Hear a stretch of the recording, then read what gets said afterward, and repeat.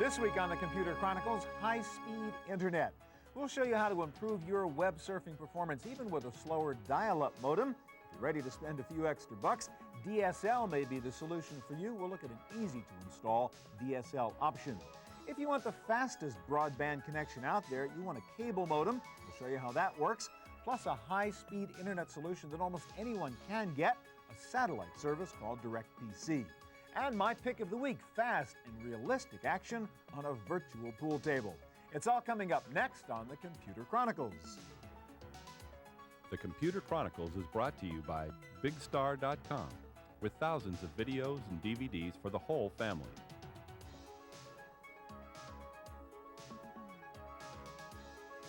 Additional support by TechWeb for up-to-the-minute technology news. And by TVA, Television Associates, bridging the worlds of computers and video with DVD authoring and MPEG encoding services.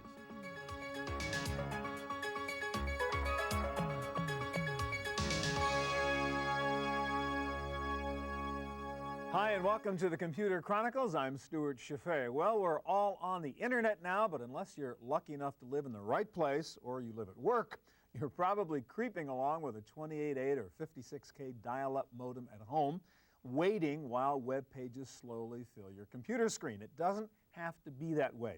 Today there are lots of options for speeding up your internet service, and while that usually means using DSL, cable, or satellite services, you can speed up your internet browsing even with your existing dial-up telephone modem. And here to show us how to do that is Brian Underdahl, author of several books, 47 in fact, including this one, the Internet Bible. Brian, let's talk about some of the options we have. First of all, you can make adjustments in your browser, right, to make it work faster. Right, you certainly can. Internet Explorer, for example, and Netscape, you can adjust things like your cache settings, your history settings, and so on. Okay. All of which can speed up performance. Exactly. Where do you find these things in IE, for example? Let's talk about adjusting cache. Well, the easiest thing, most people have a problem finding some of these settings because they change it in every version of IE. So the easiest thing is, first of all, start by right-clicking on the Internet Explorer icon on your desktop. Choose Properties. Then so we're into Internet Properties. You get Internet Properties. And then on the General tab here, you can go to the Settings button, and that gets you into your cache settings. Okay, so amount of disk space to use, and you can adjust the cache. And what should you do to get optimal performance then? Well, you need to play around a little. Obviously, most browsers don't use a lot of memory very well. Right. So you may need a setting in the area of 5 to 20 megabytes. So that might be optimum 5 to 20. Probably. Okay. Yeah. And you're set at 62 right now there, I saw. That's only because I'm also running NetSonic. Now what about history? That's another setting that could affect what's going on, right? Right, because your history setting is the number of days that pages are kept in the cache. Right. And you probably go and visit a lot of the same web pages over and over again. So keeping them in your history cache will speed up your browsing. Got it, because it's sitting there and you're not going out and pulling it down every time. Right, so you probably want that set to 20 to 30 days. What about cookies? Now, a lot of people are paranoid about cookies, but the fact of the matter is it speeds things up, doesn't it? Well, if you just enable cookies, you don't have to deal with all these prompts. Right. A lot of websites, you can't actually use the website unless you enable cookies, or unless you at least accept them. Yeah. Now, Internet Explorer 5, they've done their best to hide the cookie settings. All right, so if you want to change those, what do you do? Well, you need to go over here to the Security tab, and then you need to click on Custom Level, and then you go down, and they're down. Cookies, yep. Right, able, disable, et cetera. Yeah. So, you know, you need to make sure that you enable that, and actually most of these settings, you need to set them on Enable. Right. Because if you set them on Prompt or Disable, you're going to be slower. All right, now obviously multimedia stuff, all the graphics that go on there take a lot of time. You can disable a lot of that too to speed things up, can't you? You certainly can, but it's not necessarily a good idea. So the same idea under Internet Properties, just where do you go? Well, you go to Advanced, and then you click down a couple, and you got Multimedia. One of the problems with disabling some of these things is that a lot of web pages use image maps. And you're not going to know what's going on if you disable it. You don't have anything to click on. So maybe experiment a little bit. Yeah. Yeah. All right, let's talk about a couple other things you can do. First of all, if you have an antivirus program, that's a good idea, but that's probably going to slow performance down too, isn't it? Oh, exactly, because it has to scan the pages before you actually can download them. Yeah, yeah. So, yes, but on the other hand, you know, you need the... Speed versus safety. Exactly. Yeah. All right, let's talk about the cache again. Now, you mentioned NetSonic. That's a pretty cool program that actually does intelligent management of your cache for you. So show how that works. Right. Well, we'll display NetSonic here. Okay. And NetSonic actually works with all the different browsers, and it takes probably up to a couple hundred megabytes of disk space rather than the 5 to 20 that a typical browser can handle. And so it does a whole lot better job in terms of managing your disk cache. Okay, that's a downloadable. Right. And you can get NetSonic, and that'll do a sort of better intelligent job at managing cache. Exactly. Now, searching takes a lot of time, and you have something called Copernic, which you found, which is a pretty cool tool. Why don't you show us that? Right. Well, let me hide NetSonic here. And now Copernic is a tool that allows you to take and execute a search on a number of different search engines all at the same time. It then takes the results, prioritizes them, and... All right, so there's actually a kind of cool graphic that comes up and shows how that works. So if you hit Copernic, you're using all these search engines simultaneously, basically. Exactly. And then when the search is done, Copernic takes and prioritizes them so that you can actually go and find the ones that best match what your search phrase was. So instead of doing 10 sequential searches, you can do them all at the same time. Exactly. All right, last thing I want you to talk about, we've been talking about IE, but there's another browser out there a lot of people have never heard of. And in fact, it's about the fastest browser out there called Opera. Can you show us that and explain it briefly? Okay. Let me stop that. Okay, we'll go over here to Opera. Opera is a very small browser. It's very fast. It's available as a download from the web, like 1.3 megabytes compared to 26 to 40 for the other browsers. They don't use anyone else's shared code, so they are very fast. And in the tests that I've done, they've been 40 to 50% faster than any of the forget others. IE and Netscape, maybe use Opera. Right. And the neat thing is you can try Opera for 30 user days. Free. And that's only, what, 30, 40 bucks to buy it, right? 35. Yeah. Okay. Thank you very much. Thank you. All right. Well, while you can do a lot of tweaking with your existing dial-up internet service, you are, in fact, still limited to the data rate of your regular phone line. The only way to really speed things up is to get a faster connection. You have 3 options for doing that, basically, and we'll show you several. First of all, DSL, and here to help us do that is Kevin Grundy of Telocity. Kevin, first of all, for people who don't know, explain what DSL is. What's the acronym stand for, and why is it a big deal? Well, it's sort of arcane. It's called Digital Subscriber Line. Right. And it's really the buzzword for a technology that allows higher frequencies to ride on top of your existing phone lines. So basically you have your existing telephone line that's coming in, but this technology just squeezes a lot of data in there on top of your phone, on top of your voice. And it won't affect your voice line. Got it. You can, at the same time you're having a phone conversation, you can still be cruising the net at a very high rate. Okay, now you guys at Telocity have a very interesting solution, which is this sort of box, which is sort of like a modem, but I guess what you guys call it a gateway. That's right. And just let's take a look at the back here, because it's kind of cool. There's lots of options for how you connect this to your PC. You don't have to open up, stick a card, do all that stuff, right? No, in fact, that was a big consideration in providing a service such as we offer, and that was to make sure that we could get Grandma or Uncle Joe to use the service without... Plug it in a port. That's it. Go. Right. All right, so what are the options we have on the back here, Kevin? Well, starting at the top is the phone That's jack. your phone lines. And you plug your phone line in, and that has the DSL signal on it. Got it.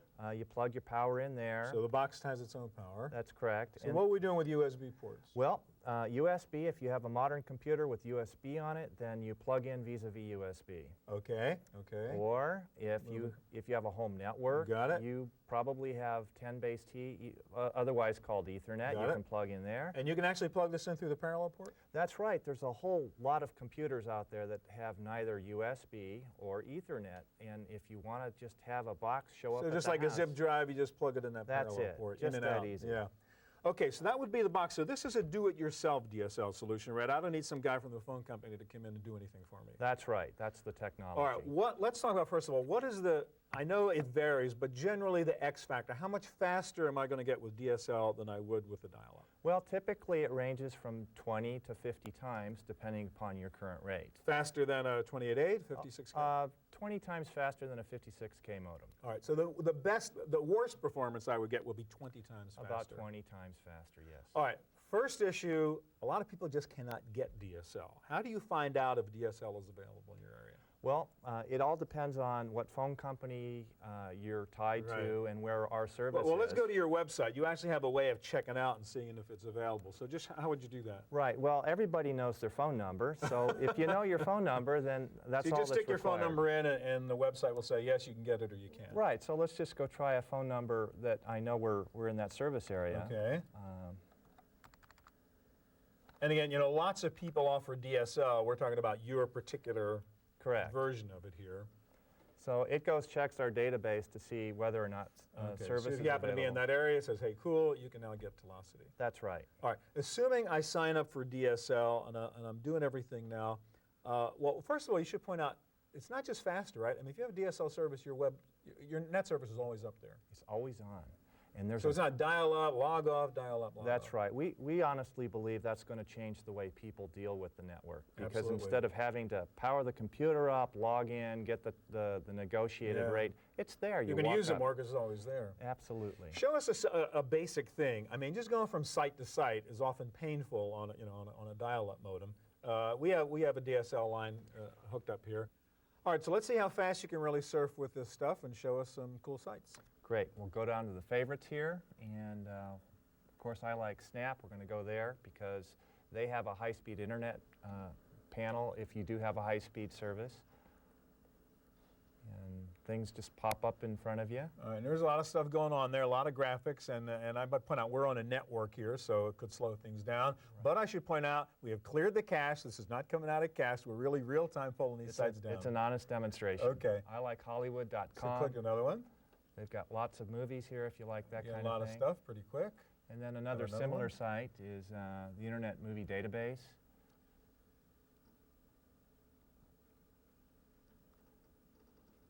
And there you go. It took a little time to get there, but once it got there, it just zoomed right in. All right, not too bad. Let me ask about some other things. Downloads. If I'm pulling down MP3 files, 20 minutes to download a song, how's that going to work on DSL? Well, it's not going to take you 20 minutes. It'll only be 1 minute or less because of the speed. All right, finally we hear about multimedia video and actually watch a movie on the computer, and it's going to look like a movie if I've got DSL speed. Right. You have a demo you can show us of that? I sure do. The experience is a lot better than dial-up. Okay, and this is real again. We're really online now? We are. Yeah, so this is not a canned demo. So it's current running movie. And pretty smooth, yeah. All right, big difference. What does it cost me to have DSL service? $49.95. All right, so you guys charge $49.95, but in general, if you have other providers, it's in that sort of $50 about the same a month ballpark. Range. And you might have to pay for the box. Sometimes you do. Right. Typically, it's about $100. But I can install it myself. You can install it yourself. Okay, thank you very much, Kevin. All right. All right, coming up next, a look at cable modems and getting your internet service via satellite. We'll be right back.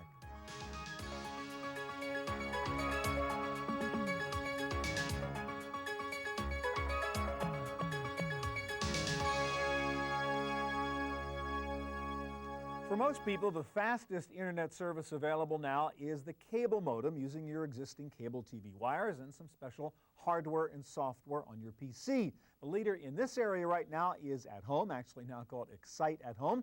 And here to show us what it takes to set up a cable modem is Eric Alia. How you doing, Eric? Hi there, how are you?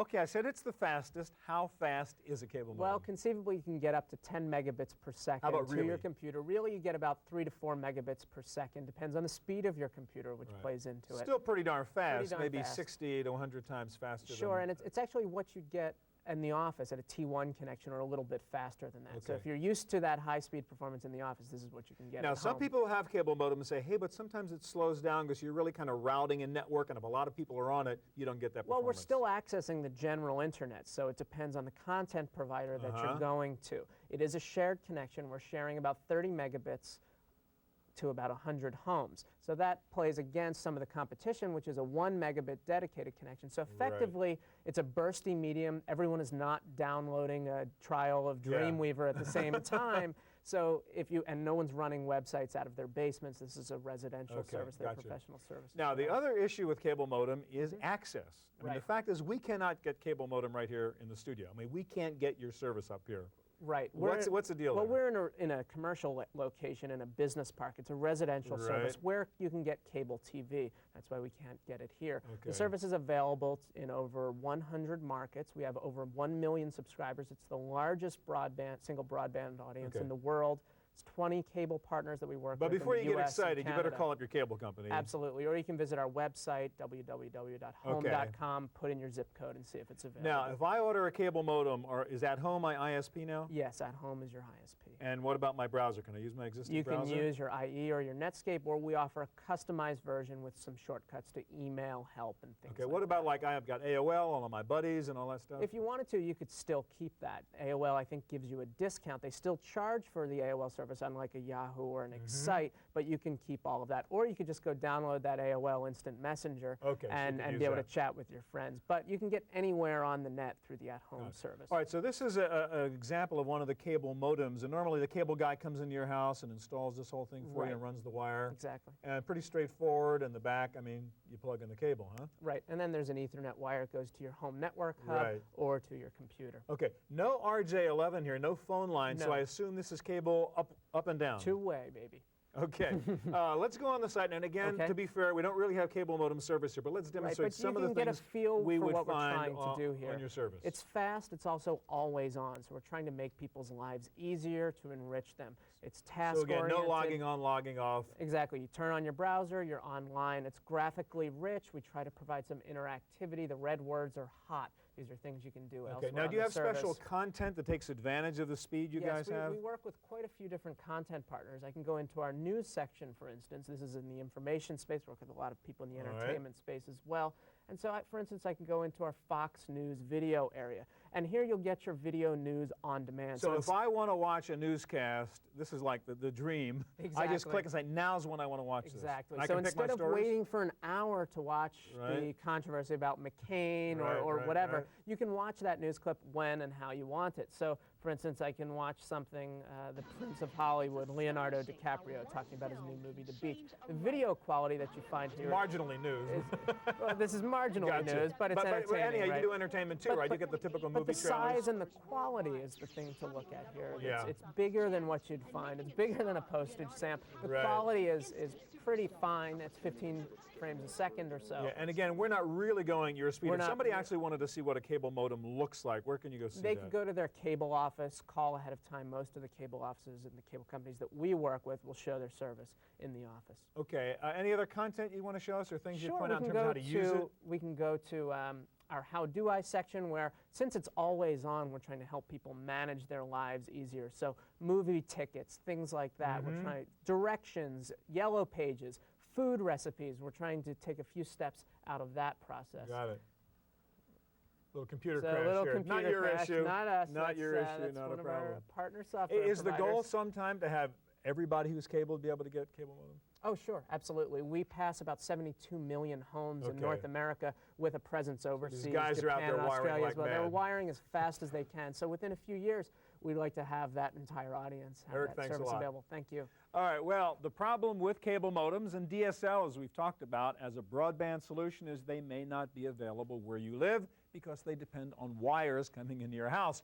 So if you're stuck living somewhere that isn't plugged into high-speed lines, you can still get broadband net access using a satellite dish. Here to show us that option is Sam Baumel of DirectPC. How you doing, Sam? Great, thank you. All right, so let's talk about access here. Now, the whole point is anybody who can see the sky can use DirectPC service. Exactly. You have to look to the south, obviously. If you live in a forest or you live behind a high-rise to your Right. south, you may have a problem. But We pass all homes effectively. We have a footprint that covers the entire United States. Gotcha. So if you're a DirecTV subscriber, that's the same idea basically? Yes, exactly. If you can see DirecTV, if you have DirecTV service, you can certainly subscribe to DirectPC. It's in the same part of the sky generally. Okay, but different satellite, different dish. Exactly. We use a slightly larger dish. We operate off a slightly different type of satellite, but you can certainly use the same dish with a slightly modified feed arm to receive DirecTV and DirectPC. It's called DirectDuo.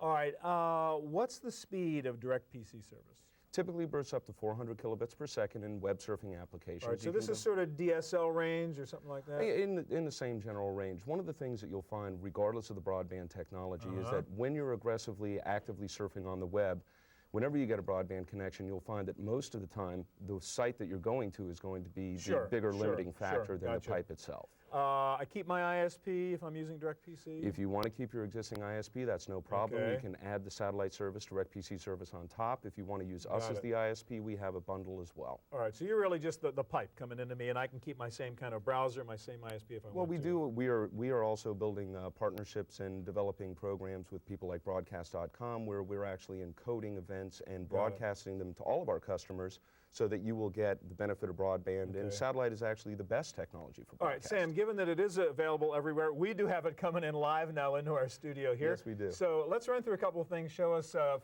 there's your sort of homepage, I guess. Yeah, we have an electronic program guide.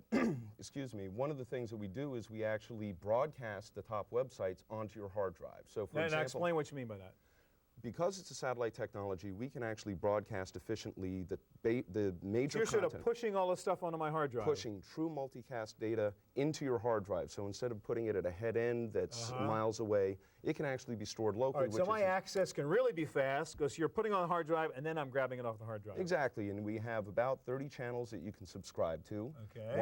Once your software knows that you're looking for them, when the data comes by, it will pick it up. So it's kind of like TV here, right?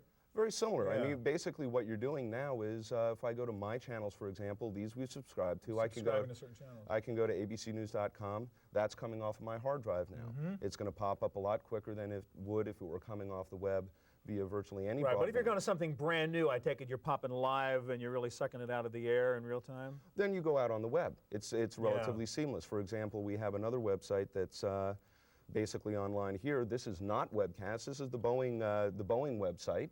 And you can actually pull up a picture of one of their, this is something that's very large content. All right, so we're pulling this down live right now. That's live coming in. This is not being cached. How delayed is that cache? Is that minutes old, seconds old, hours old? The broadcast caches are depending on the website. A news website will be updated 3 or 4 times a day. Okay. Hollywood.com or Disney will probably be updated once or twice a day. So it really depends on our relationship with the content provider, how often we want to update On the installation, we actually have your dish right out our little window here. Can I self-install that like I can with my DirectTV dish, or should I really have somebody climb up the roof and do it? Well, the funny thing is a lot of people do install it themselves. You obviously installed your own DirectTV dish. I tell you, when you get that signal, it's the most exciting moment of your day. It's great. But we have professional installation available. It's very inexpensive, about $100 for a standard installation. And the modem that you use plugs into your USB port, so it's very simple to install the modem. Now, with the satellite, though, this is one way, right? I'm using the phone to get up to the website and using your satellite to come down. Exactly. One of the benefits of using the phone line is you can see we're pointing and clicking. We're not sending a lot of data out to the web. What we're doing is requesting a lot of the rich content. Not a big deal because the data going up generally is pretty small. Little bits. Phone lines are fine for that. Unless you're running a website. Unless you're running your own website. So what's this? This is a diagram that basically explains how it works. You dial out, you go through the internet, through your ISP, whether it's us or another, to our network operations center. We grab the content from the web and put it up over the satellite and deliver it to you. With this caching business, do I have to allocate a big hunk of my hard drive to my DirectPC service? We recommend about 400 megabytes be available, but you can determine when you sign on for each one of the sites, it will tell you how much you should put aside, 20 megs, 30 megs, 50 megs, whatever. Sounds great. Thank you very much. You're very welcome. All right, that's our look at high-speed internet access. Don't go away. I'll be back in just a moment with my pick of the week, a new real way to play virtual pool.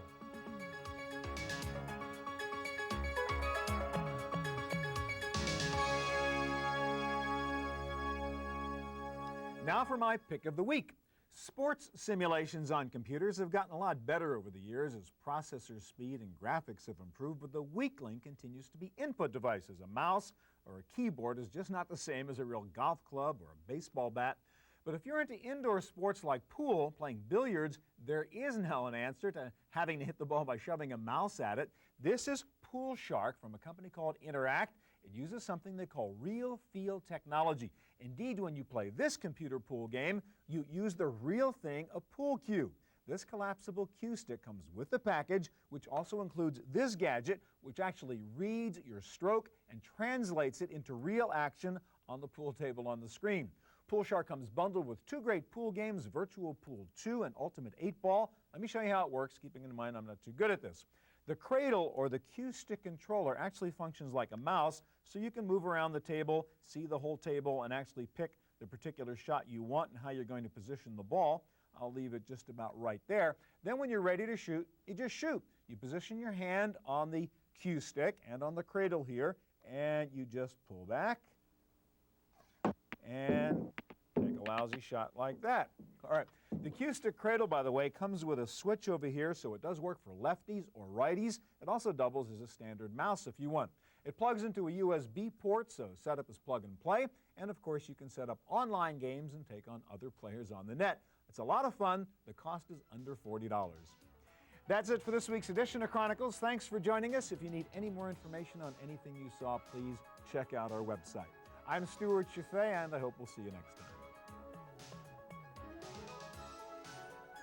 The Computer Chronicles is brought to you by BigStar.com, with thousands of videos and DVDs for the whole family.